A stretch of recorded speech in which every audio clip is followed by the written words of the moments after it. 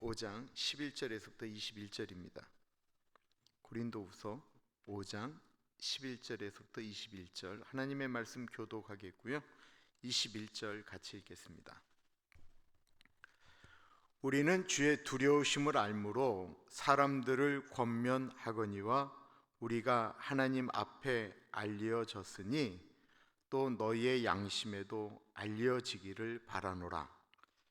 우리가 다시 너희에게 자천하는 것이 아니요 오직 우리로 말미암아 자랑할 기회를 너희에게 주어 마음으로 하지 않고 외모로 자랑하는 자들에게 대답하게 하려 하는 것이라. 우리가 만일 미쳤어도 하나님을 위한 것이요 정신이 온전하여도 너희를 위한 것이니 그리스도의 사랑이 우리를 강권하시는도다. 우리가 생각하건대 한 사람이 모든 사람을 대신하여 죽었은즉 모든 사람이 죽은 것이라. 그가 모든 사람을 대신하여 죽으심은 살아있는 자들로 하여금 다시는 그들 자신을 위하여 살지 않고 오직 그들을 대신하여 죽었다가 다시 살아나신 이를 위하여 살게 하려 함이라. 그러므로 우리가 이제부터는 어떤 사람도 육신을 따라 알지 아니하노라. 비록 우리가 그리스도도 육신을 따라 알았으나 이제부터는 그같이 알지 아니하노라. 그런즉 누구든지 그리스도 안에 있으면 새로운 피조물이라. 이전 것은 지나갔으니 보라 새 것이 되었도다. 모든 것이 하나님께로부터 났으며 그가 그리스도로 말미암아 우리를 자기와 화목하게 하시고 또 우리에게 화목하게 하는 직분을 주셨으니 곧 하나님께서 그리스도 안에 계시사 세상을 자기와 화목하게 하시며 그들의 죄를 그들에게 돌리지 아니하시고 화목하게 하는 말씀을 우리에게 부탁하셨느니라. 그러므로 우리가 그리스도를 대신하여 사신이 되어 하나님이 우리를 통하여 너희를 권면하시는 것 같이 그리스도를 대신하여 간청하노니 너희는 하나님과 화목하라. 하나님이 죄를 알지도 못하신 이를 우리를 대신하여 죄로 삼으신 것은 우리로 하여금 그 안에서 하나님의 의가 되려 하려 하심이라. 아멘. 예수님께서 죽으셨다가 다시 살아나시고 부활하시고 하늘로 올라가신 것을 우리는 매주 사도신경으로 고백을 하죠. 그리고 그 사도신경의 고백 가운데 그 하늘로 올라가신 예수님이 저리로서 산자와 죽은 자를 심판하러 오신다라고 말씀하고 있습니다. 이게 누구에게는 위로가 되는 말이고 누구에게는 두려운 말입니다. 그런데요,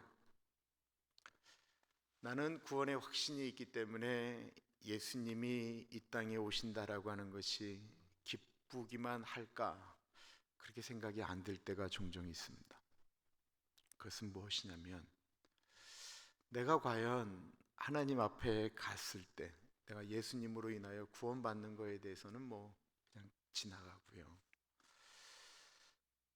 예수님이 십자가의 은혜로 나를 다 덮어주셨지만 그렇게 은혜 받은 사람으로서 내가 과연 살아가고 있는가, 도덕성이라고 얘기해도 좋지만 그걸 좀 떠나서 내가 구원받은 사람으로서 그 감격이 있는데 그 감격을 가지고 내가 그대로 살아가는가, 이 기준이 누구 때문에 계속 나타나냐면 사도 바울 때문에 나타나는 거예요.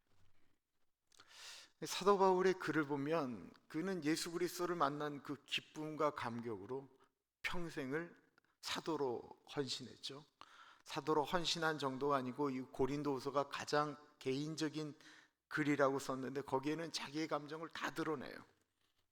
내가 예수님 때문에 얼마나 두들겨 맞았고, 내가 배가 파선하고, 내가 40에 관하는 매를 맞았고, 내가 죽을 뻔했고, 돌에 맞았고, 자기의 감정, 또 본인이 천국에 갔다 왔던 얘기 다 얘기를 하는 그 사도 바울이 로마서에도 그렇고 고린도 전후서에도 그렇고 계속 자기 자신에 대해서 고백하는 자전적 두려움이 있다고 한다면, 내가 하나님을 위하여 사도로 쓰임받고 내가 버림을 받을까 두려워한다라는 얘기라든지 그런 말을 때때마다 한다라는 것입니다.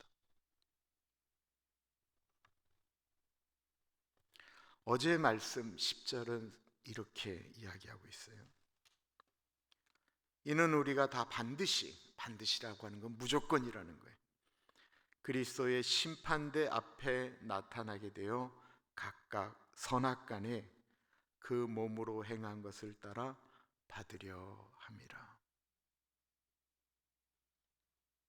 선악간에 그 몸으로 행한 것을 심판대 앞에서 봉받는다라는 것입니다.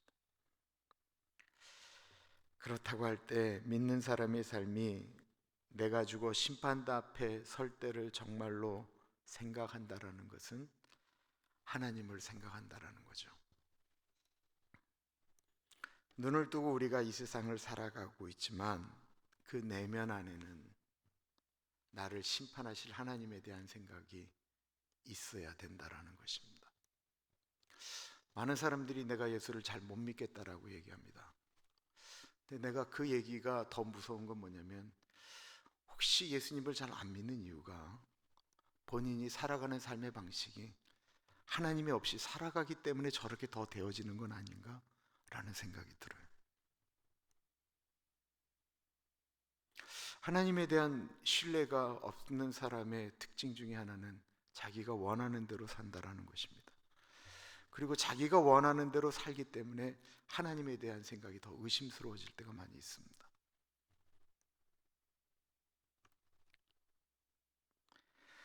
이 마음을 사도 바울은 고린도 교인들에게 말합니다.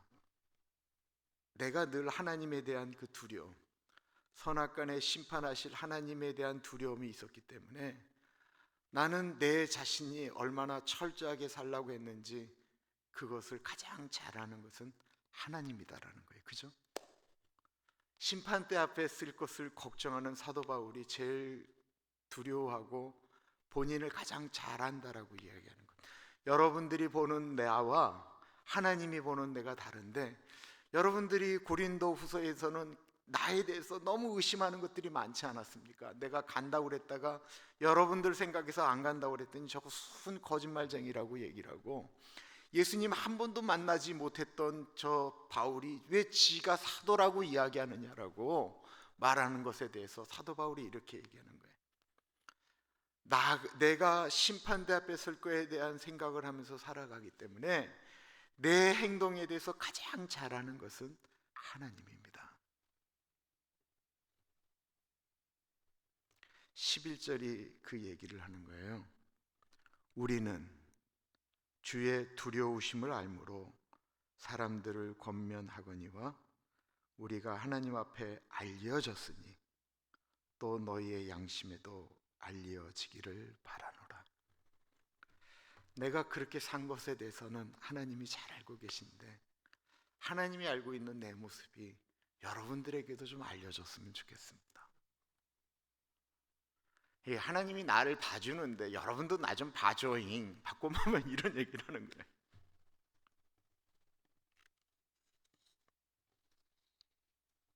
하나님이 우리를 가장 잘 아시죠. 사람들이 나를 어떻게 할까는 정말 고민하고 두려워하는데, 하나님이 나를 어떻게 볼까에 대해서는 별로 두려워하지 않습니다. 이 사도 바울의 이 고백은 그래서 엄청난 고백인 거예요. 하나님이 아는 나, 생각을 해보면 얼마나 자신이 있으면 이렇게 말을 하나? 라는 생각이 들 정도예요.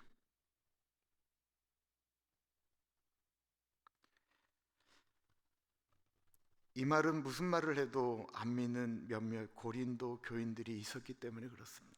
사도 바울이 무슨 말을 하고 뭐를 해도 안 믿기로 결정한 사람들이 있잖아요. 하나님이 나를 알듯이 여러분들이 나를 알기를 원합니다 라고 얘기하면 또 이렇게 얘기하는 사람들이 있어요. 저 또 잘난 척하기는 이라고 표현할까 봐 사도 바울이 12절을 이렇게 이야기합니다. 우리가 다시 너에게 자천하는 것이 아니요 오직 우리로 말미암아 자랑할 기회를 너희에게 주어 마음으로 하지 않고 외모로 자랑하는 자들에게 대답하게 하려 하는 것이라. 요즘 성경을 읽다 보면 이런 생각이 들어요. 야, 목사도 한 번 읽을 때 이게 확 안 들어오는데 우리 어르신들은, 이 미국에서 그렇게 오래 사셨던 어른들은 얼마나 이 성경이 어려울까라는 생각을 종종 하게 돼요. 그래서 진짜 우리말 성경으로 다 바꿔버릴까? 진짜 고민을 해요. 왜냐하면 어르신들이 이거를 이게 확 들어올까? 요즘은 어른이 된 뭐 말이 잠깐만 딴 데로 가는데, 어른들이 되면 이렇게 머리를 너무 깊이 쓰면서 하는 것들이 힘들어하세요. 그냥 이렇게 설교나 뭐도 이렇게 그냥 자연스럽게 그냥 가만히 있어도 이렇게 들어오는 걸 원하지, 막 이렇게 단어를 찾아가야 되고 하는 것들이 힘든데, 이게 무슨 얘기냐면, 내가 이렇게 하나님이 아는 나를 여러분들이 알길 원합니다 라고 하면 잘난 척 하기는, 이런 자천이라는 말이 내 스스로 나를 추천한다라는 말이에요. 하나님이 아는 사람 목사가 있는데 추천합니다. 누굽니까? 바로 저입니다. 내가 그렇게 얘기하는 것은 아니라는 거예요. 그게 아니고, 이 고린도 교인들에게 내가 엄청난 특권을 하나 줄 텐데, 여러분들이 나를 좀 알아서 나를 이렇게 자랑하기를 원합니다.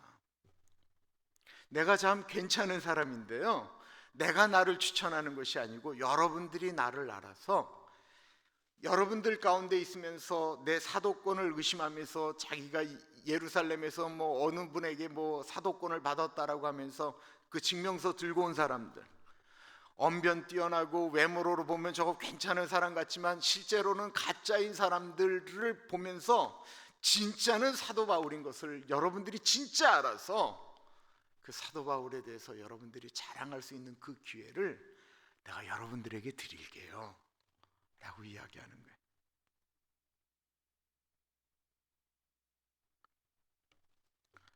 이 느낌이 이해가 되세요?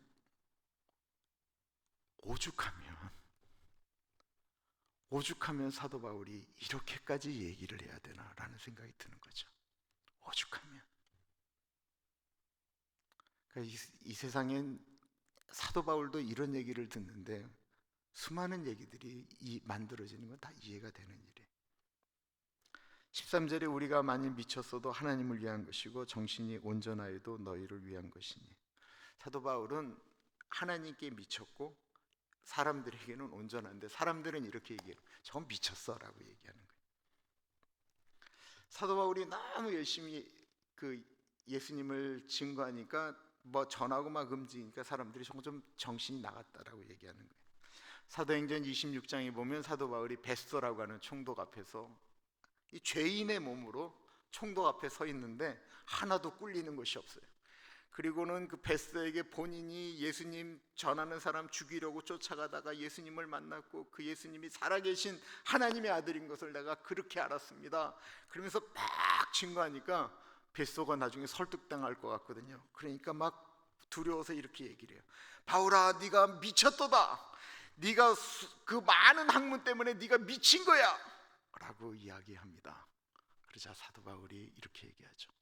내가 미친 것이 아니고 참되고 거짓되지 않은 제대로 된 말을 하는데, 당신이, 내가 이렇게 결박당한 거 외에는 여기 있는 모든 사람들이 나처럼 미치기를 원합니다 라고 이야기를 합니다. 이 미쳤다라는 말이 진짜 이렇게 돌았다라는 것이 아니고 한 가지 일에 미쳤다라는 것이죠. 제가 당구를 배울 때는 진짜 그 얘기가 있었어요. 당구를 처음 배우면 사람들 머리가 당구공으로 보인다고. 근데 진짜 당구공으로 보이더라고요. 바둑에 미치면 사람들 머리가 바둑돌로 보인대요. 우리 교회 얼마나 좋아요? 흰 머리, 검은 머리 뭐 그런 거예요. 이 스포츠에 미친 사람들은 어떤 재밌는 것보다도 스포츠가 좋으니까, 무슨 경기가 있다고 한다면 예배 시간도 빨리 끝내라는 거예요. 슈퍼볼 같은 거 봐야 될 땐 빨리빨리 가야 된다는, 그것도 이해가 돼요. 사람들은 미쳐요. 도박에 미치는 분들은 유명한 얘기 있잖아요. 손 도박을 하는데 도박을 안 하려고 손을 잘랐는데 어느 순간에 발가락으로 한다고 그러잖아요. 어떤 사람은 술에 취해서 사는데 어느 날 내가 술을 끊겠다 그러면서 늘 가던 술집을 이렇게 탁 지나갔어요. 그리고는 집으로 들어가는데 자기가 그 술집을 이긴 것이 너무 감격해서 기념으로 한잔했다라는 얘기 아니에요. 이 돈에 미치고 권력에 미치고 학문에 미치고 예술에 미치고 미치는 것이 나쁜 건 아니에요. 무엇인가를 이렇게 나아가는 것, 열중하는 것을 미쳤다라고도 표현하는 거예요. 근데 사람들이 돈을 열심히 벌기 위해 돈에 미친 사람에 대해서 돈에 미쳤다라고 얘기하지만 이상하게 얘기하지는 않아요. 뭐 다들 다 돈을 좋아하니까. 공부를 열심히 하면서 그냥 공부에 미친 사람을 보고도 저거 좀 몸 생각하면서 그러지 그러면서도 그 정도로 멈추는데, 이 예수에 미친 사람들을 보면 손가락질하거든요. 예수에 미친 사람은 밖에서도 욕하고 교회에서도 욕을 해요. 그런데 안디옥에서 우리 예수 믿는 사람들을 처음으로 그리스도인이라고 크리스찬이라고 불렀다고 하잖아요. 이 크리스찬이라고 하는 뜻은 예수에 미친 사람이라는 뜻이에요. 근데 안디옥에 있는 예수에 미친 사람들은 우리가 생각하는 예수에 미쳤어, 교회에 미쳤어 라고 하는 것과는 좀 다른 거예요. 이 안디옥에 있는 사람들은 그 당시 세상 사람들의 기준으로 생각할 땐 이 사람들의 삶의 기준 자체가 그들이 갖고 있는 기준과 너무나도 월등했기 때문에 도대체 저들은 뭐가 다르지라고 했더니만 그들은 예수님이 가르치는 그 가르침에 미쳐 있었다라는 거예요. 그 가르침대로 사는 사람들을 가리켜 그리스도인, 예수에 미친 사람이라고 했는데 그 말은 그들을 존경한다라는 의미가 있었다라는 것입니다.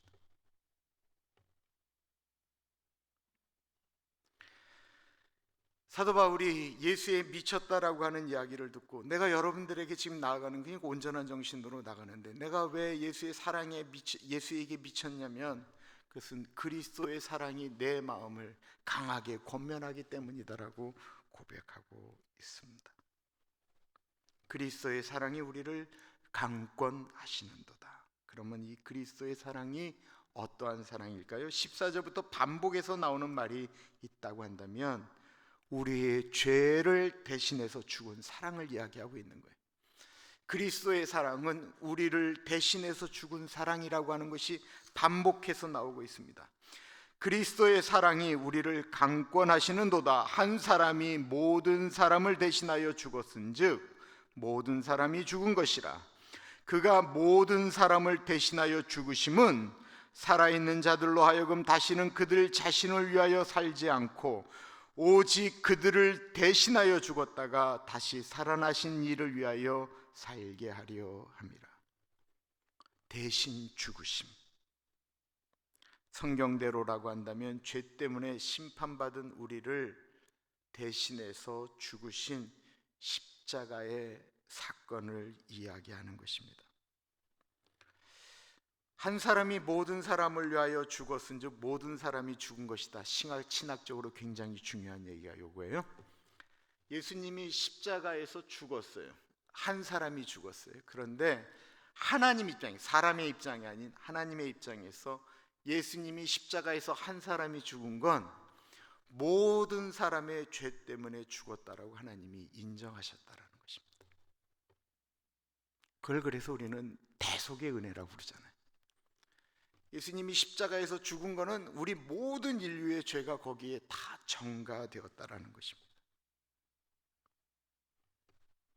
십자가에서 죽으신 예수님의 십자가 사건을 의로운 죽음이라고 얘기하는데 이 의로운 죽음을 하나님은 우리 사람들이 예수님을 믿고 그의 의로운 피로 우리도 의롭다라고 여겨주시는 행동으로 보셨다라는 거예요.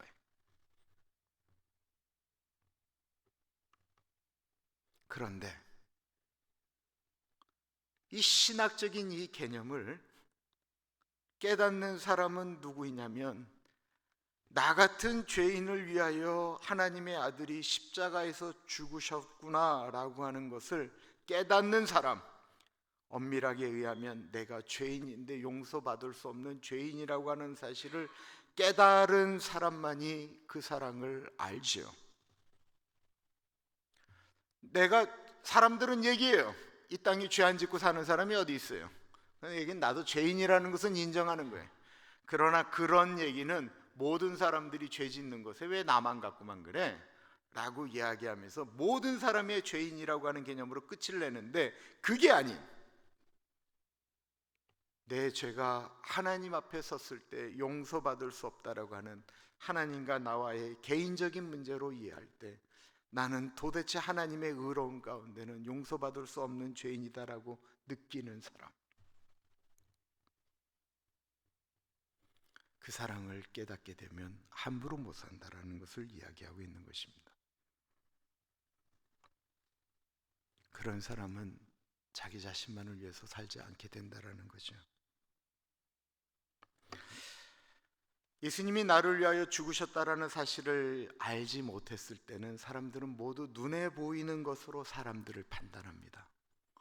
눈에 보이는 것이 기준이에요. 그 눈에 보이는 대로 행동하고 판단하는 사람을 육적인 사람이라고 표현을 해요. 16절입니다.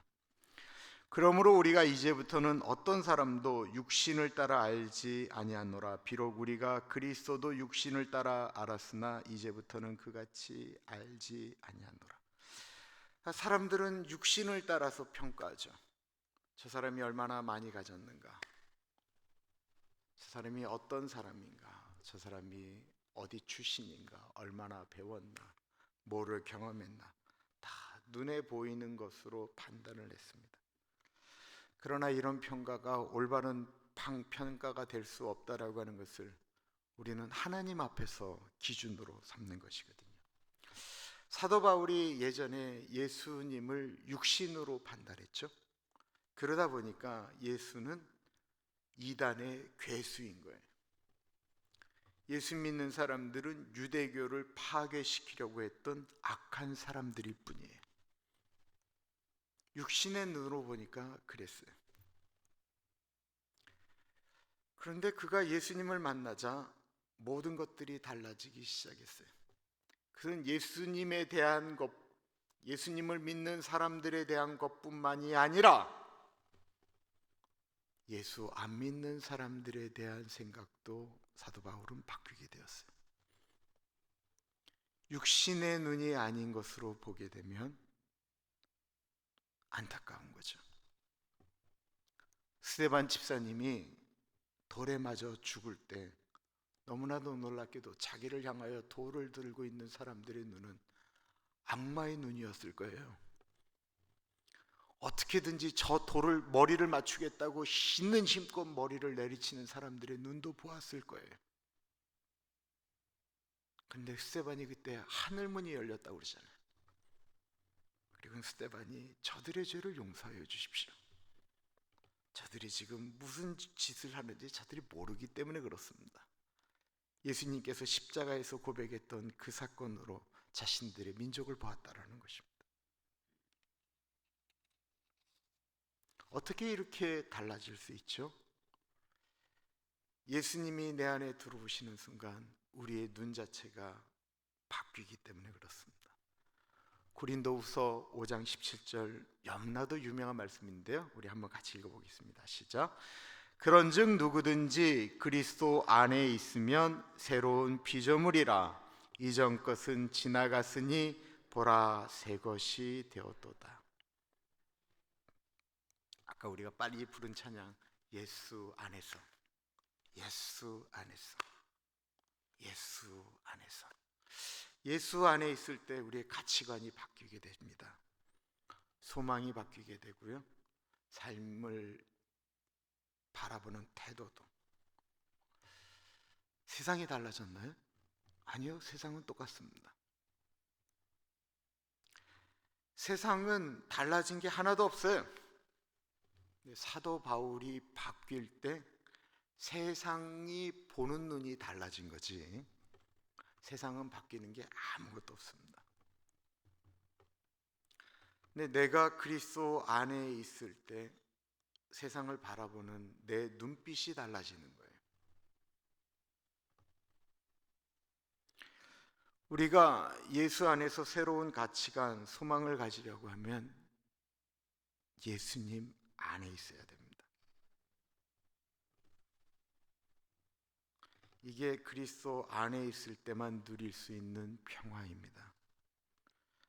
18절에 모든 것이 하나님께로부터 났으며 그가 그리스도도 말미암아 우리를 자기와 화목하게 하시고 또 우리에게 화목하게 하는 직분을 주셨으니, 우리가 새로운 피조물로 바뀌는 것은 우리의 노력이나 철학이나 사상으로 되는 것은 아닙니다. 이거 하나님의 온전한 능력이죠. 우리가 우리 자신을 어떻게 바꿔요? 죄인된 우리가 어떻게 의롭다고 바뀌어질 수가 있겠어요? 이것이 하나님의 은혜죠. 하나님의 의로움이죠. 이 십자가의 사건이 어떻게 일어났냐면, 그 전에는 하나님과 우리 사이를 단절되었다라고 표현하고 있어요. 단절된 우리, 단절되었다라고 하는 것은 화목하지 못했다라고 하는 건 불화하다라는 거잖아요. 불화한 우리, 화목하지 못한 상태, 그 상태를 하나님께서 예수 그리스도의 십자가 은혜로 우리를 화목하게 하셨다라는 거예요. 예전에는 죄인이었는데 하나님이 우리를 죄인으로 안 보신다라는 거예요. 그전에는 우리가 심판의 대상이었는데 이제부터는 하나님께서 우리를 사랑의 대상으로 보신다라는 것입니다. 그런데 불화한다라고 하는 것은 그래도 1대1의 관계일 때 불화하죠. 그죠? 내가 누구랑 싸울 때는 그래도 1대1이니까 불화하는 거예요. 어느 쪽이 월등하면 불화라고 하는 개념이 있을 수가 없어요. 그죠? 그렇다고 할 때 하나님과 우리는, 하나님은 창조주고 우리는 피조물이에요. 하나님은 거룩하신 분이고 우리는 거룩하지 못한 사람들이에요. 하나님은 하늘에 계시고 우리는 땅에 있어요. 이 갭이라고 하는 건 뭐 상상할 수가 없는 거예요. 그런데 그거를 일방적으로 하나님이 우리와 화목하게 하시기 위하여 그리스도를 이 땅에 보내서 우리를 대신해서 죽게 하셨다라는 것입니다.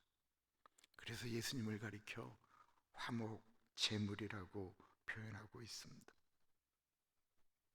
이 예수의 십자가 사건에는 하나님께서 우리 인간에게 화목하기 위하여, 제발 이 관계는, 비교할 수 없는 이 관계는 인간들이 하나님을 향하여 제발 하나님 우리를 용서해 주세요, 우리와 화목하게 해주세요 라고 이야기해야 되는데 그게 아니고, 하나님께서 우리 인간을 너무 사랑하셔서 우리 인간과 화목하기 위해서, 우리 인간으로서는 하나님과 화목할 수 있는 어떠한 것도 찾아볼 수가 없었기 때문에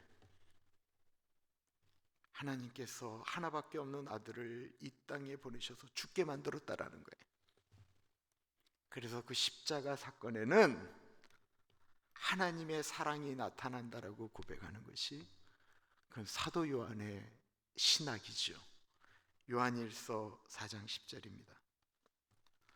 사랑은 여기 있으니 우리가 하나님을 사랑한 것이 아니요 오직 하나님이 우리를 사랑하사 우리 죄를 위하여 화목제로 그 아들을 보내셨음이니라. 하나님과 화목하게 됨으로써 누리는 축복이 무엇입니까? 사도 바울은 로마서 5장 1, 2절에 그 화목의 축복을 이야기하고 있습니다. 그러므로 우리가 믿음으로 의롭다 하심을 받았으니 우리 주 예수 그리스도로 말미암아 하나님과 화평을 누리자. 또한 그로 말미암아 우리가 믿음으로 서 있는 이 은혜에 들어감을 얻었으며 하나님의 영광을 바라고 즐거워하느니라. 예수 그리스도의 십자가 사건, 그 화목의 사건을 누리는 순간 하나님과 화목을 하게 되고 그 은혜를 누릴 수가 있는 거죠. 그 은혜가 임하게 되면 그때 진짜 죽음에 대한 두려움이 사라지게 됩니다. 그 은혜를 알게 되면 욕심을 내려놓게 됩니다. 욕심을 내려놓는다라고 하는 건 내 자신이 바라보는 나에서 하나님이 바라보는 나를 생각하고 내가 얼마나 보잘것없는 존재인 것을 깨닫게 되는 순간, 하나님과 화목한 우리들에게 주시는 그 은혜가 있는 순간, 다른 사람이 나보다 더 괜찮은 사람으로 여겨지는 그것을 깨닫는 그 순간, 하나님은 우리에게 화목이 되는 직분을 주셨다라고 이야기합니다. 그걸 가리켜 영어로는 아주 잘 얘기하죠. 피스메이커, 평화를 만드는 사람이라고 이야기하는데, 그것이 하나님이 우리에게 주신 직분이다라는 것입니다. 예수님이 우리에게 하나님과 화목하게 하시고, 우리에게 내가 너에게 하나님과 화목하게 했으니 너에게도 내가 한 가지 직책을 맡기겠는데, 그 거룩한 직책은 화목의 직책이다라는 거예요. 18절 중반부터 19절이에요. 또 우리에게 화목하게 하는 직분을 주셨으니 곧 하나님께서 그리스도 안에 계시사 세상을 자기와 화목하게 하시며 그들의 죄를 그들에게 돌리지 아니하시고 화목하게 하는 말씀을 우리에게 부탁하셨느니라. 이 화목하게 하는 직분은 세상 사람들도 하나님과 화목하게 할 수 있도록 하는 것입니다. 정말 고귀한 직분이죠. 세상은 온통 갈등과 분쟁으로 가득 차 있습니다. 세상은 화해가 절실히 필요합니다. 화해를 하려면 화해시키는 사람이 필요하죠. 근데 이 화목하게 하려고 하는 기본 조건은 먼저 내가 하나님과 화목하였을 때 그 일을 감당할 수 있다라는 거예요. 그래서 사도 바울이 고린도 교인들에게 계속해서 이야기하는 것이 뭐냐면 너희는 하나님과 화목하라라는 말씀입니다. 그러면 우리가 어떻게 화목하게 하는 직분을 감당할 수가 있을까요? 아, 그래, 피스메이커 좋은 얘기, 우리가 그렇게 해야지. 기준이 뭐냐라는 거예요. 예수님이죠. 예수님이 하나님과 우리 사이를 화목하게 하는 화목제물의 모델이 되으셨으니까. 화목하기 위해서 예수님은 뭐 하셨어요? 성육신이 되었다라고 얘기하고 있어요. 거룩하신 하나님이 육신, 우리 인간의 몸으로 내려오셨어요. 그것을 가리켜 지난 수요일날 그 백은실 권사님도 말씀하셨던 빌립보서 2장에 있는 얘기, 너희 안에 이 마음을 품으라 곧 그리스도 예수의 마음이니 그는 근본 하나님과 본체이시지만 하나님과 똑같지만 하나님과 동등됨을 것으로 여기지 아니하시고 오히려 자기를 비워 종의 형체, 즉 인간의 몸을 가지고 이 땅에 내려오셨고 그리고 죽기까지 복종하셨다라고 이야기하고 있어요. 즉 화목이 되려면 내가 바뀌고 낮아지고 죽는 것 외에는 방법이 없다라는 것입니다. 내가 저 사람하고 똑같다라고 이야기하면 여기서 뭐가 일어나냐면 불화가 일어나게 돼. 내가 똑같은데 저놈이 잘못했는데 왜 내가 손을 내미느냐라는 거예요. 저놈이 죄인인데 왜 내가 저놈한테 머리를 숙여야 되느냐라는 거예요. 절대로 될 수가 없어요. 1대1로는.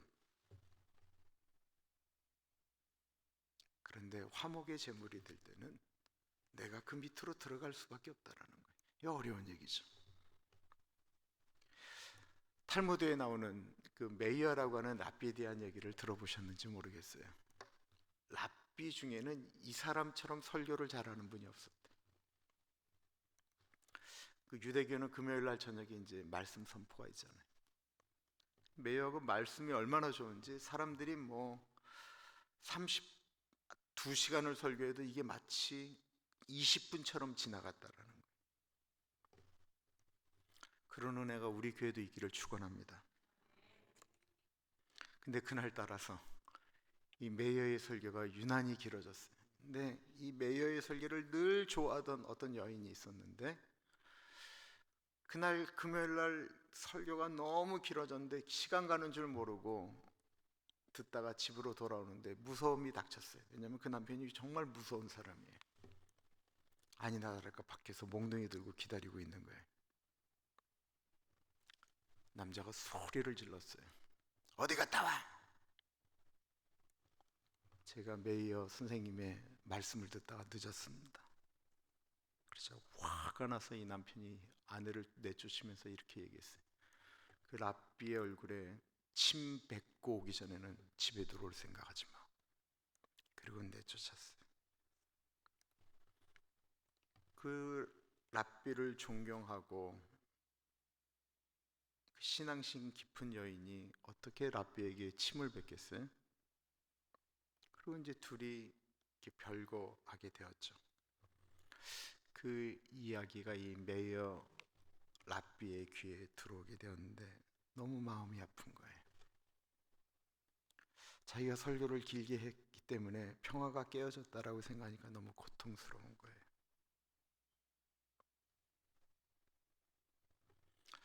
그래서 그 여인을 이 메이어가 불렀습니다. 그리고 나서 자매님, 제가 어느 날 책을 읽는데 그 옛날에도 그런 얘기가 있더라고 그러더라고요. 예수라고 하는 사람도 그렇게 했는데 여자의 침이 눈병이 좋다고 하는데 내가 눈이 참 요즘 안 좋습니다. 내 눈에다 좀 침을 뱉어주세요.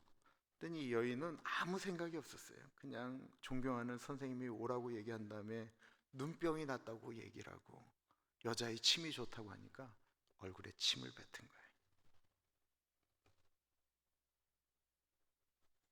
그 얼굴에 침을 뱉었고 이 소문이 났죠. 그리고 나서는 여인은 집으로 돌아가게 되었습니다. 제자들이 화가 났어요. 아니 도대체 선생님 아무리 그래도 그렇지 뭐 하는 짓입니까? 그런 방법밖에 없습니까? 라고 이야기하자 메이어가 이렇게 얘기했습니다. 가정의 평화를 위한다고 한다면 그 여인이 마음의 평화를 얻을 수만 있다고 한다면 침 받는 일 그 이상 나는 무슨 일도 더 할 수 있다라고 이야기를 했습니다. 평화는 그냥 주어지는 것이 아니기 때문에 참 어려운 것 같습니다. 내가 더 밑으로 내려가야 된다고 생각하기 때문에 어려운 것 같습니다. 그래서 사도 바울이 나는 날마다 죽노라 라고 고백한 것이 아닌가 생각되어집니다. 우리가 예수님 안으로 들어갈 때 가능한 일입니다. 우리에게 그 은혜가 있기를 간절히 축원합니다. 우리 찬양 한 번 더 할까요?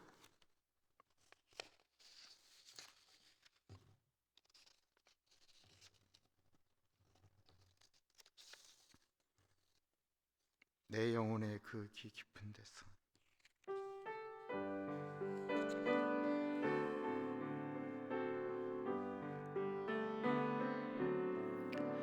내 영혼의 그 귀 깊은 데서 맑은 가락이 울려나네. 하늘 곡조가 언제나 흘러나와 내 영혼을 고이 싸네. 평화로다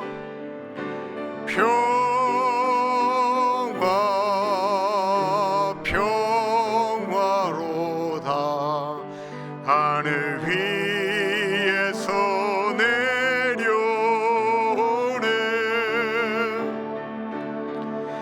그 사랑의 물결이 영원토록 내 영혼을 덮으소서. 내 마음속에 솟아난 이 평화는 깊이 묻힌 보배로다.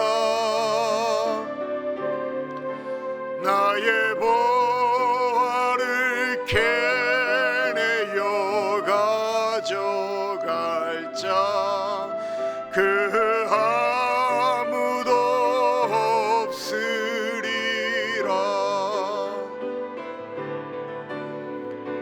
평화 평화로다. 하늘 위에서 내려오네.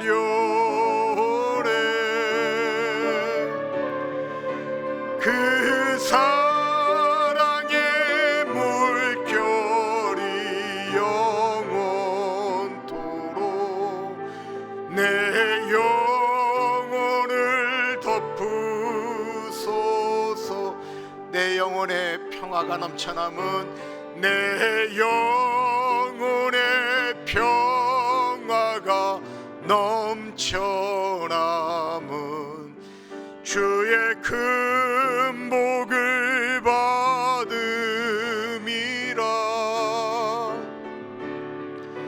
내가 주야로 주님과 함께 있어 내 영혼이 편히 쉬네.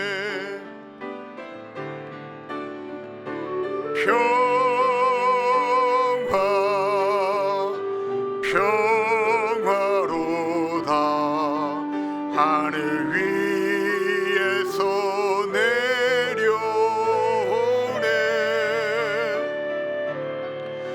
그 사랑의 물결이 영원토록 내 영혼을 덮으소서.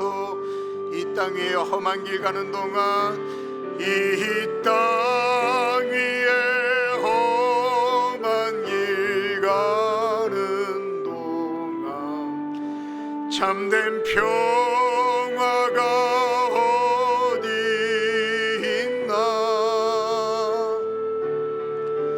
우리 모두 다 예수를 친구 삼아 참 평화를 누리겠네.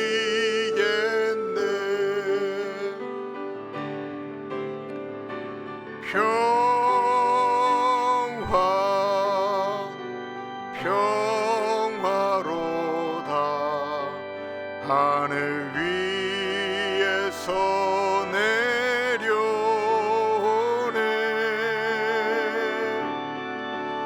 그 사랑의 물결이 영원토록 내 영혼을 덮으소서.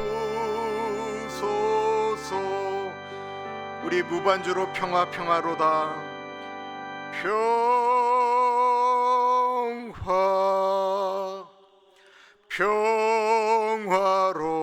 평화로다. 하늘 위에서 내려오네.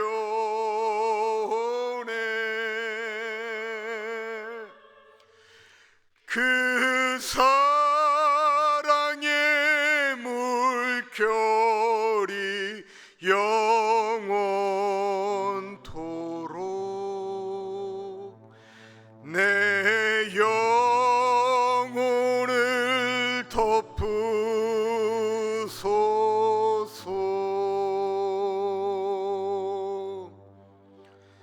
우리 먼저 하나님과 우리가 평화롭게 해주십시오. 하나님, 나에게 하늘의 평화를 허락하여 주십시오.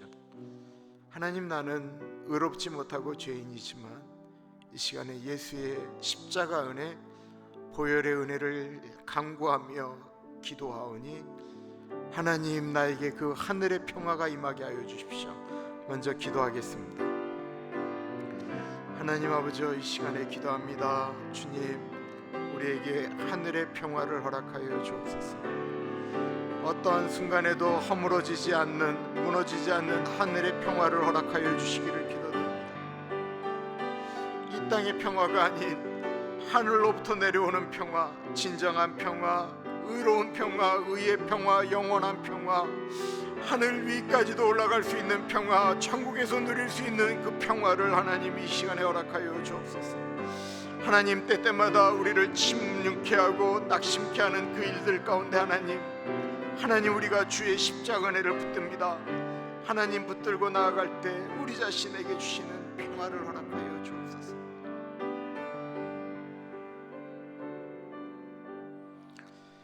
우리를 평화롭게 하기 위하여 죄 없으신 하나님의 아들 예수 그리스도가 이 땅에 오셨을 뿐만 아니라 십자가에서 가장 흉악한 죄인처럼 죽으셨습니다.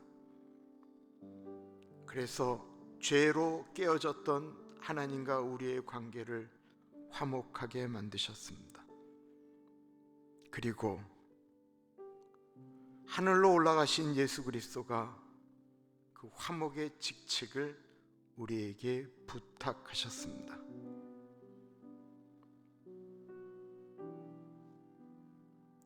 이 시간에 내 자존심이나 내 생각을 먼저 좀 내려놓고, 주님, 화목의 직책을 주셨는데 주님, 그 직책을 감당할 수 있도록 하나님 가차해 주시고 내가 밑으로 들어가겠습니다.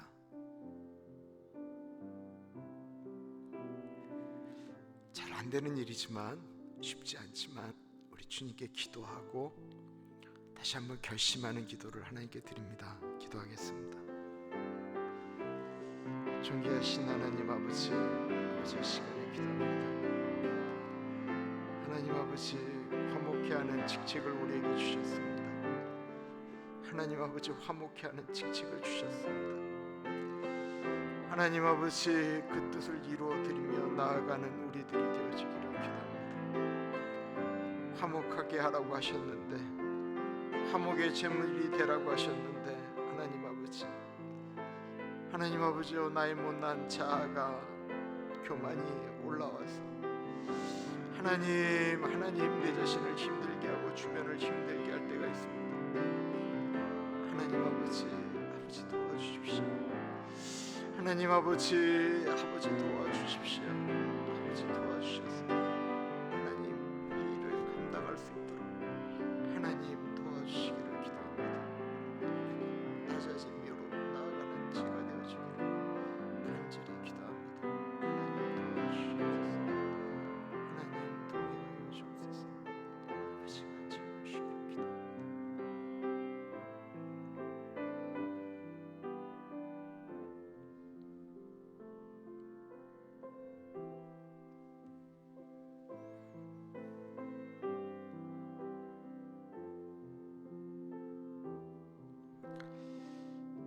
저희 교회를 위해서 기도하겠는데요. 저희 교회의 색깔을 좀 생각해 주세요. 저희 교회가 다양성 속에 일치를 꿈꾸고 있습니다. 그거는 저희 교회에 오는 분들이 다양하기 때문에 그렇습니다. 이 산타나 이 한국 분들이 안 계신 곳에 그분들이 오실 때는 여러 가지 생각 가운데 오시는 거예요. 다양함이 있어요. 그리고 저희는 아둘람 공동체를 꿈꾸는데, 그 아둘람 공동체는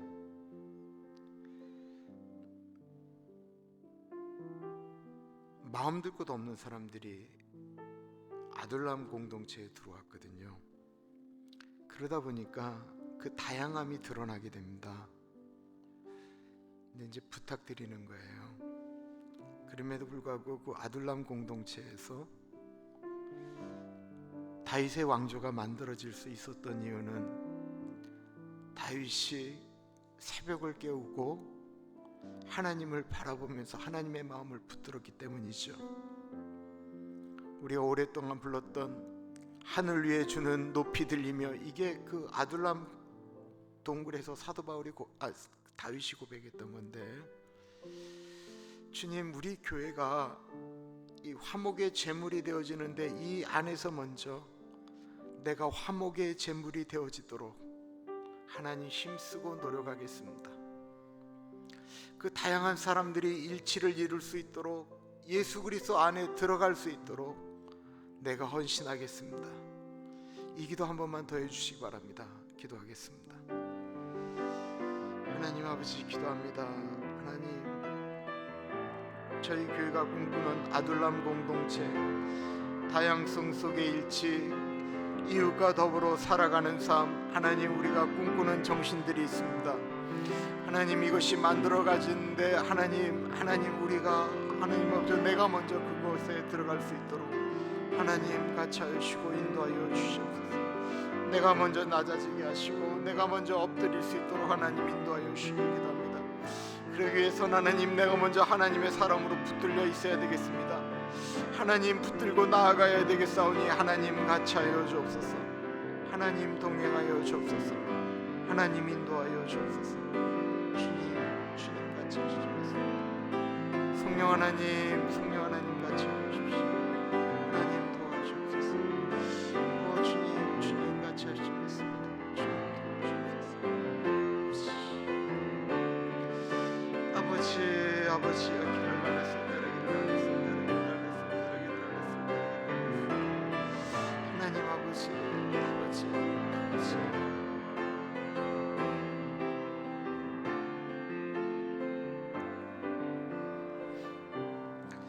저희 교회가 나이가 들어갑니다. 나이 드신 어른들이 저희 교회에 많습니다. 그분들은 천국 잘 보내는 교회가 되어지기를 기도하고요. 또한 그 어르신들이 떠나시면서도 남아있을 이 가나안 교회 다음 세대들을 위해서 기도하겠습니다.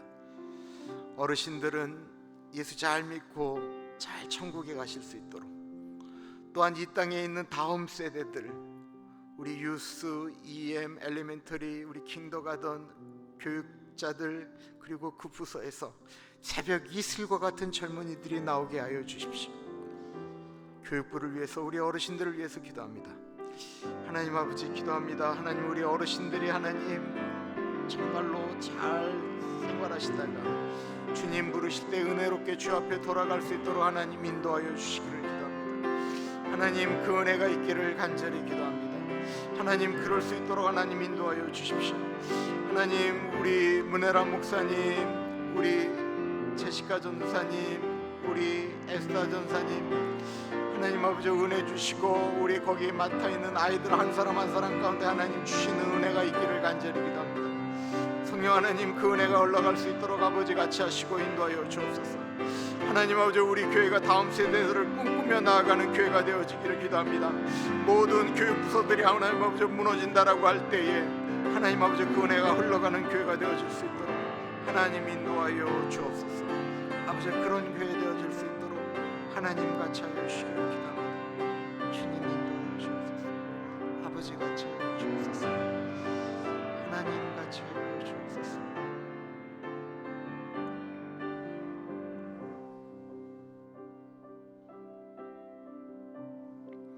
내일 예배를 위해서 기도하겠습니다.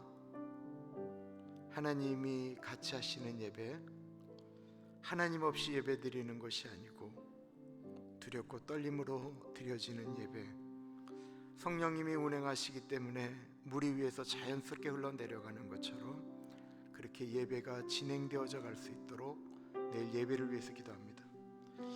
하나님 아버지, 하나님 내일 드려질 예배 가운데 같이 하여 주십시오. 하나님 아버지 우리 찬양팀을 주님의 이름으로 축복합니다. 우리 성가대를 축복합니다. 찬양 가운데 역사하시는 하나님을 경험하게 하여 주옵소서. 하나님 아버지 우리가 왕이신 하나님을 찬양하며 사도신경을 고백할 때 입술의 고백이 아닌 우리 심장의 고백이기를 기도합니다. 왕이신 하나님 좌정하여 주옵소서.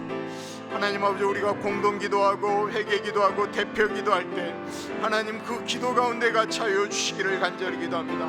선포되어지는 메시지 가운데 같이 하여 주셔서 그 메시지가 아버지 사람들을 변화시키는 메시지가 되게 하시고 아버지 좌우의 날선 어떠한 검보다도 예리하여서 하나님의 말씀 가운데로 들어갈 수 있도록 하나님 인도하여 주시기를 간절히 기도합니다. 성령 하나님 같이 하여 주십시오. 하나님 같이 하여 주시기를 기도합니다. 주님, 내일의 예배를 받아주시고 흠양하여 주옵소서. 예배로 오려고 할 때 하나님 먼저 방해하는 악한 무리들의 세력이 무너지게 하시고 온전히 하나님 은혜 가운데 들어갈 수 있도록 아버지 같이 하여 주셨기를 기도합니다. 하나님 아버지, 교회까지 오는 차량 움직이고 할 때 아버지 어려움이 없게 하시고, 교회를 떠나갈 때도 어려움이 없게 하시고, 식사할 때도 어려움이 없게 하여 주옵소서. 물이 위에서 아래로 자연스럽게 흘러내려가듯 그 예배가 진행되어져 갈 수 있도록 하나님 같이 하여 주시기를 기도합니다.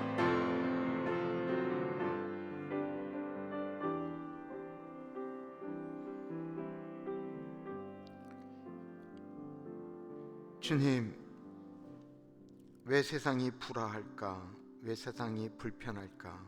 저 사람은 왜 저 모양일까? 우리가 많은 이야기를 합니다. 어떤 것들이 우리를 불편하게 할 때가 많습니다. 그런데 주님께서 우리에게 하나님과 우리의 단절된 관계를 회복시킬 때에 하나님의 아들이 십자가에서 그렇게 비참하게 죽어야만 됐던 대가가 있음을 깨닫게 됩니다. 주님, 우리도 화목하려면 우리 자신이 밑으로 내려가 대가를 지불해야 됨을 말씀을 통해서 다시 한번 생각하게 됩니다. 이론적으로는 알겠는데 가슴이 안 움직입니다. 하나님,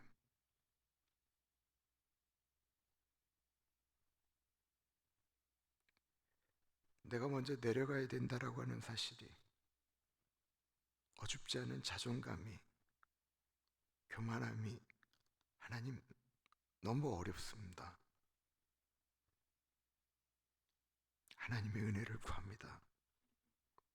사람으로는 할 수 없을 때 하나님으로는 하실 수 있다고 하셨사오니 아버지, 우리에게 그 은혜를 부어 주옵소서. 지금은 우리 주 예수 그리스도의 은혜와 우리를 너무나도 사랑하셔서 하나밖에 없는 아들을 넉넉하게 보내주신 하나님 아버지 그 크신 사랑하심과 성령 하나님 감화감동 역사 충만 교통하심이 화목하게 하는 직분을 받은 그 사실을 다시 한번 상기하며, 주님, 내가 내려가겠습니다, 주 앞에 고백하는 사랑하는 주의 백성들 머리 위에 지금으로부터 영원토록 같이 하시길 간절히 축원하옵나이다. 아멘.